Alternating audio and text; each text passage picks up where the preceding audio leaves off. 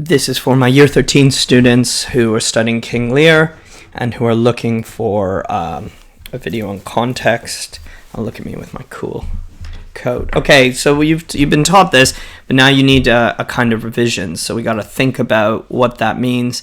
And we're going to look at the four different types of contexts, which are the source material for King Lear, different productions, social context, and political context. And again, all of this is aimed towards you thinking about what are the things outside of the text that help us understand what's going on inside the text. So let's begin with this image. What is this image and how is it relevant to King Lear? And the stretch there is, this is a mythological idea. How does it coexist in Christianity? And the idea of Christianity's existence in the plays is something that, if you really get into, you can wrestle with. This is the Wheel of Fortune. This is the idea that Fortune, the goddess Fortune, I think Webster in one of his plays refers to Fortune as a whore, goddess of like a kind of just a completely fickle, paid for, disloyal. I mean, in any way you want to associate that, but fortune, chance. You're the king, but don't get cocky. You could fall, lose your crown, go down. But then the Wheel of Fortune twists the other way too, and you can go up. So this is, of course, immediately relevant to characters like Lear, Gloucester, but Edmund uses this imagery. Kent uses this imagery, the idea that fortune is this chance, but it's this circuit, it's this up and downness. So how could you think about this mythological idea and the fact that some of the people in the audience might have believed in fortune and reconciled that with their Christianity? And then further, how would that help you interpret the play at all? So I'm just going to remind you some other little contexts that you should know. On the top left there's a picture of a bear. That's the Globe Theatre, or an interpretation of it, I believe. A form of entertainment was to watch a chained bear get attacked by dogs. That was seen as a form of something you'd go see. And that is pretty intense. The smell of blood would have soaked the wood. Were you to go see King Lear, you might have, or if you were to go to see a play at the Globe, you might smell blood there from the previous day. That image might also make you think of Gloucester. On Tower Bridge, traitors' heads were not just executed, but demonstrated, shown on pikes to remind people, what does it mean to be a traitor? And that presence of that sense of punishment of the state was very alive in Jacobean England. And of course, in 1605, we had an actual terrorist plot by Catholics to attempt to blow up Parliament. And that sense of intrigue, letters, conspiracy, torture, treason. It's not that Shakespeare directly is speaking to the gunpowder plot, but his play resonates greatly with that atmosphere of despair, and it's worth us thinking about. So let's start by thinking about the sources themselves. Okay, so I'm just going to go back to this booklet and just walk you through these sources to remind you, what do you need to know? Okay, well, the story of King Lear, a lot of Shakespeare's plays come from actual historical figures. So in Holinshed's Chronicles of the English Kings of 1577, he talks about a context from 800 BCE about this great King Lear. Now, why is that important to us? Well, it's a pre-Christian England that he's talking about. And it's something you should think about, the setting of this play. We also have Shakespeare is calling on the play Lear, L-E-I-R. And in the original Lear, the king's decision to abdicate or give up his kingdom is right after the death of of his wife and the mother of these daughters. And the love test is a trap because he wants Cordelia to say that she loves him the most so that he gets to decide who she marries. Well, this is really interesting. Oh, and of course the play ends in a positive, in everything being coordinated and all working out, let's say. So it was published in 1605, but it was performed in 1594. It's from this source material Lear really Shakespeare really changes things. He takes the basic architecture of the play, but then he adapts it to his own brilliant and terrifying version. In addition, Lear lacked a counterpoint structurally, so AO2 structure. So he found a story from Sidney's Arcadia about a father who is betrayed by his sons, and that is the Gloucester subplot. And so what we have there is the idea of a figurative blindness juxtaposed with a literal blindness. So that's the idea there. So you should know that he got that source and he did it really on purpose. The person who really writes about this really eloquently is James Shapiro. You should think about your critics here. He really explores the legacy of Lear and the idea that what Shakespeare took from the original and how he changed it. Stephen Greenblatt, in writing about the play, talks about the idea of making Lear's actions seem stranger. So as opposed to there's a reason for a love test, they're really, by changing that source. Nuke, you can use the iPad, go get it downstairs. And then the idea of the ending, changing the ending. And changing something of a comedy into something horrific. So here I write, audiences in 1606 would have expected Shakespeare's play to end in the way Lear did. So if you were to go, I mean, Shapiro says this, like if you were going, it'd be like the equivalent of going to the first Harry Potter movie and, watching Hermione get hit by a train or something. I mean, that sense of expectation and adaptation. This is all AO2 and AO3.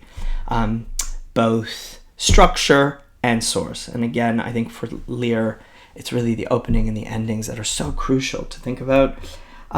You can think about, of course, the idea of the different performances, that the first performance in 1606 or 1605, I got my numbers wrong, I think. No, it might be 1606, I can't remember.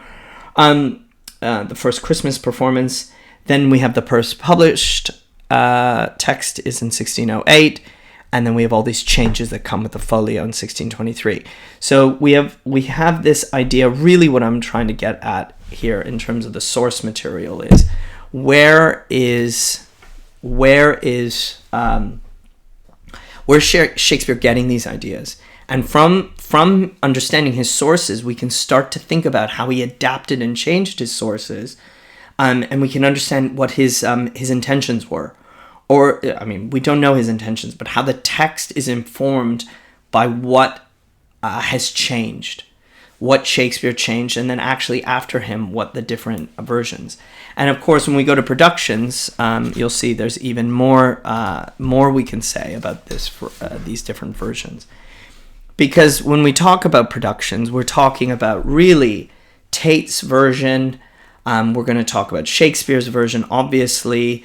Macready's version, and for me, it's Peter Brook's version. That's really crucial to think about. So let me just go back to my sheet. So the different versions, why might it matter? Well, Emma Smith says every version is kind of an interpretation. So for Nahum Tate, look, he's only writing a half century after Shakespeare, and the play makes no sense. So what he does is he transforms the ending into a happy ending, with Edgar and Cordelia getting married, and this is to make a happy ending. And again, that's changing the ending, the structure, and this is, of course, the version that Samuel Johnson defends. It's really important that you know Nahum Tate did this. So you see, in a way, he's taking Shakespeare's and reorienting it back to the Lear. Why? Because audiences could not really understand or feel an affinity with this absolutely harrowing and tragic, horrific play. It's not until 1834 that we see Macready. You could read the play throughout the 19th century. And of course, Romantic critics, those that take it back to, they really find in Shakespeare a kind of amazing poet, a very powerful figure. They think of it as a poem. And they read the whole play, and they're not really bothered by it being performed on stage. But we are, because it is a play. It isn't a poem at all. And we have to think about that. And it's only until 1834 that the original ending gets staged on the London stage. And that's really worth thinking about. That's an enormous amount of time. So while you could read the play, you couldn't go and see it. I mean, Dickens went to see this. If you're interested, he's written about it. What does it mean to what has changed in the culture to allow us to understand this play more?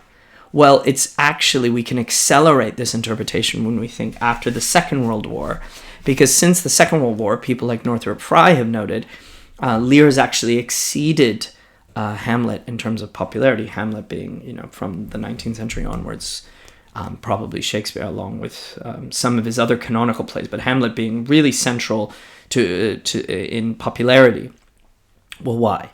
Well, something's changed in our culture, and even now with this coronavirus, even more so, perhaps.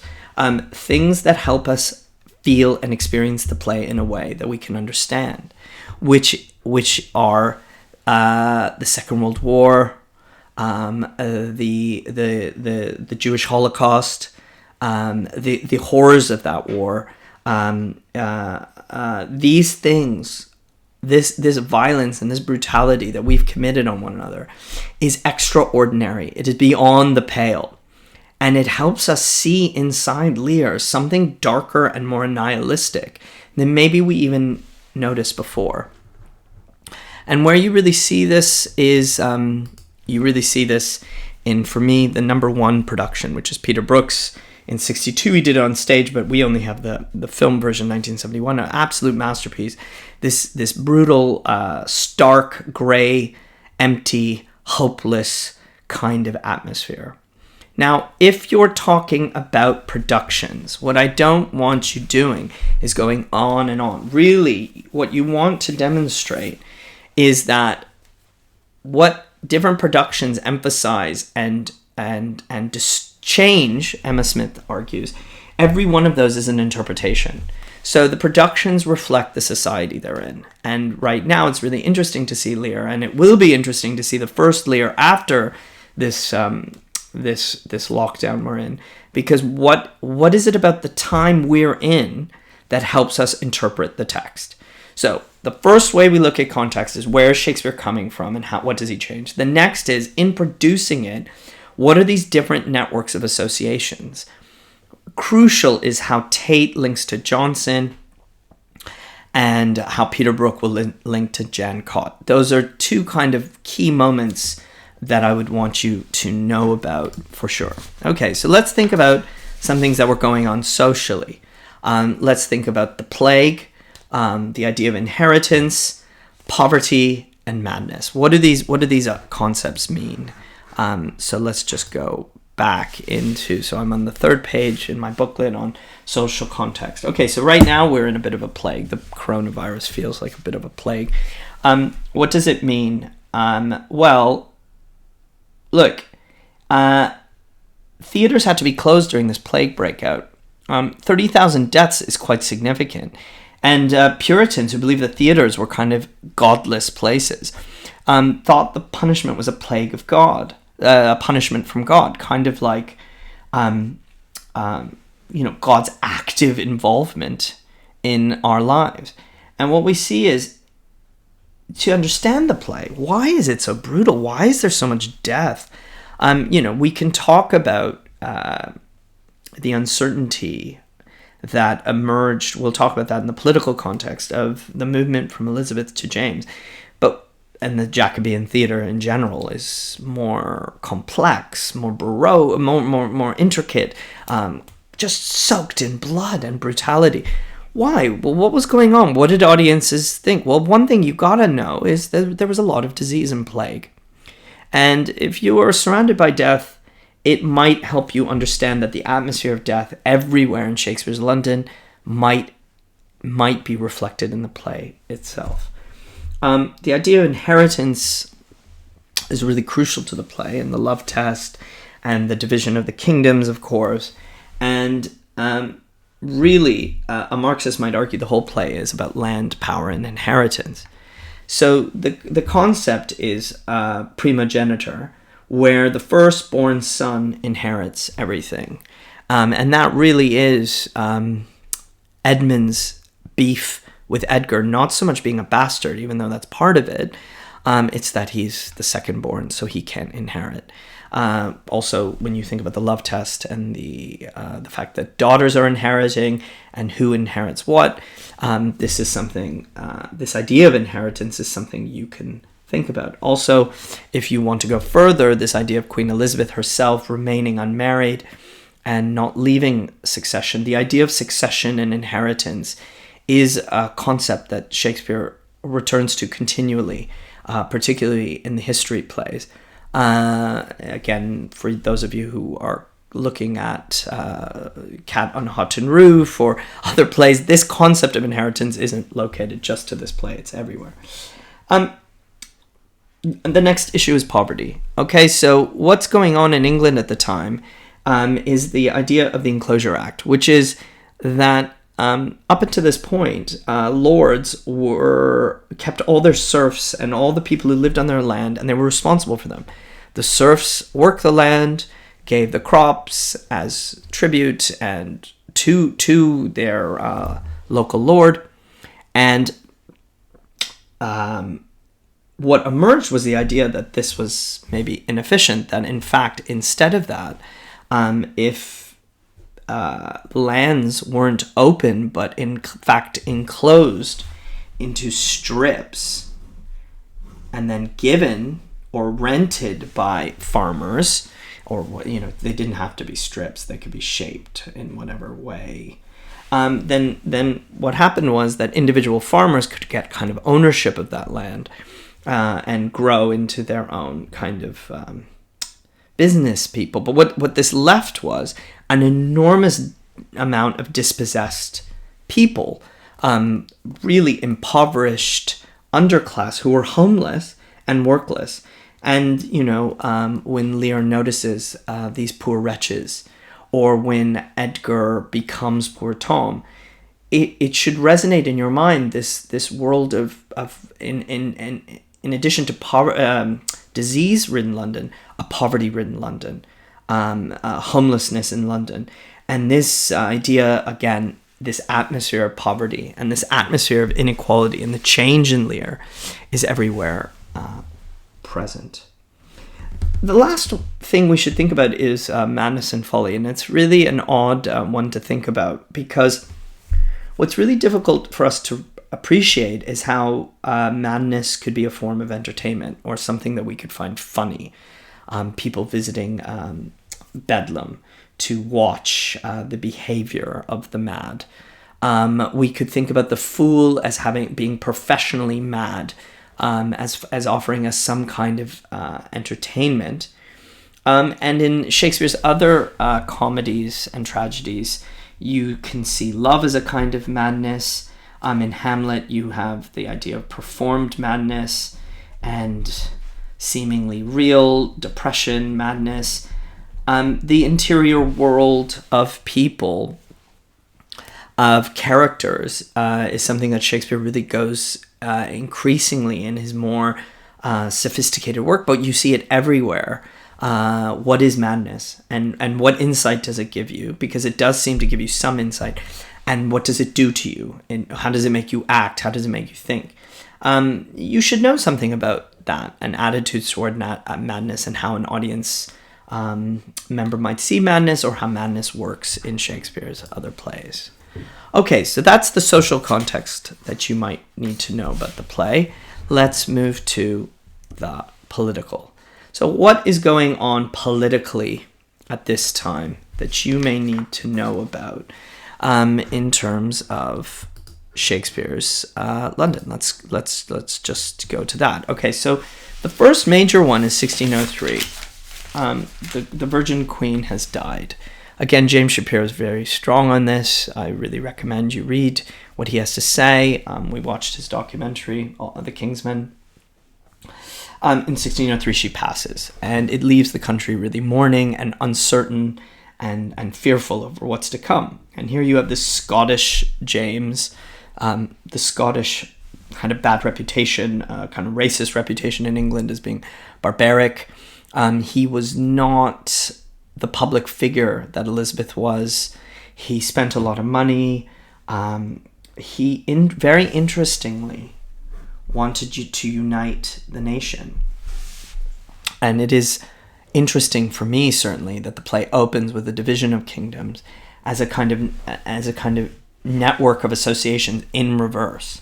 In addition, James also wanted to translate the Bible. He was very into English, which was kind of solidifying that Protestant revolution and separation from Catholicism and the church. And, his mother was Catholic, and that fear of that.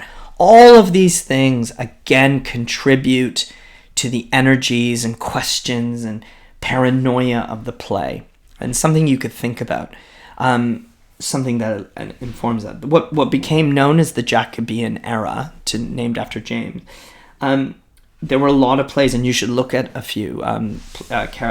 Middleton is a playwright. Webster. These playwrights all tip their hat to Shakespeare for sure. This atmosphere of death, decay, and dying. So Lear reflects the anxieties of the time, including deep levels of poverty, mass death initiated by plague, James' desire to unify Britain, and the political tensions, intrigue, and terrorism of the gunpowder plot. That's just an example for me of a way of bringing it all together. This is not a history essay, remember. This isn't a history essay. When you're applying context, what you're trying to do is find perfectly relevant, important contextual information that emerges from the text or from the question and apply it. You do not need to go on and tell me the entire history. The more you know about it, the better you'll get at discriminating what is relevant and what isn't relevant. You could talk about, and you should know something about, particularly for the Dunn unit, something about what the Reformation was, the movement away from Catholicism, the rejection of Rome, how England was at war with its neighbors, particularly Spain. The gunpowder plot were Catholics felt oppressed. They were going to blow up Parliament. This was foiled, and it led to major Catholic repression. And the torture scene of Gloucester really comes to mind. You should think about John Donne turning his back completely on Catholicism. The gunpowder plot was a fundamental moment. Again, James Shapiro is very good on this. I highly recommend you read his chapters on Lear. What you should think about is, were it successful, central London would be gone. Much of our records of what our history, our collective history, life, it would be utterly, utterly changed. It would be an act of sheer and extreme terrorism.